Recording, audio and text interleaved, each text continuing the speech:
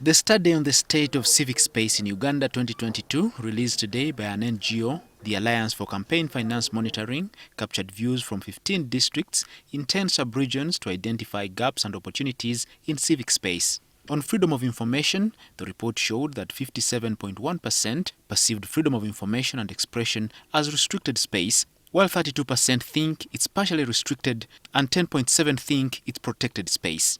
On freedom of assembly, 71.4% rate freedom of assembly and association as restricted space, 25% deem it partially protected space, and 3.6% perceive it as protected space. 79% of the sampled civil society organizations say government perceives them as foreign agents.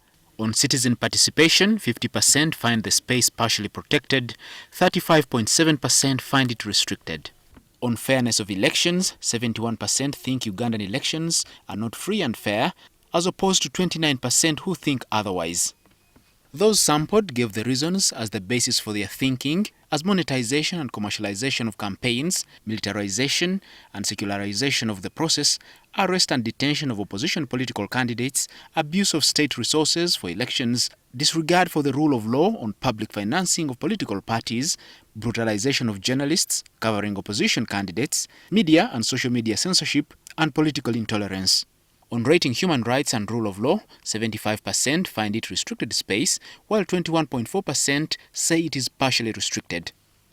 The restrictions, among others cited, include the NGO Act of 2016, Public Order Management Act of 2013, Computer Misuse Act of 2011 as amended in 2022, Anti-Terrorism Act of 2002 as amended, and the Uganda Communications Act of 2013. The more this space shrinks and people actually begin fearing their government, fearing to speak out, then democracy is really endangered.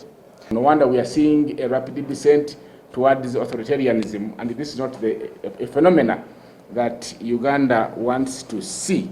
The study put up a raft of recommendations, including access to information should be prioritized by all actors, including government, to ensure that there is a conducive space where access to information is enabled.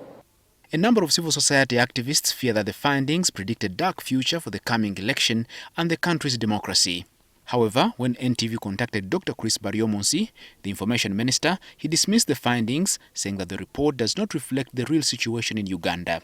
Who tells them that people cannot talk freely in Uganda? Has anybody been gagged by government? I'm sure you see televisions, radios, people are free and they are on radios criticizing government. As long as what you do does not break the law, people have the freedom, and it cannot be true that the civic space is shrinking. So they are just forming biased opinions. I don't think that is a research finding. The Alliance for Campaign Finance Monitoring says it will share the report with key policymakers for reflection for the good of the country, and it remains to be seen if those implicated would render it audience. Edward Muhumuza, NTV.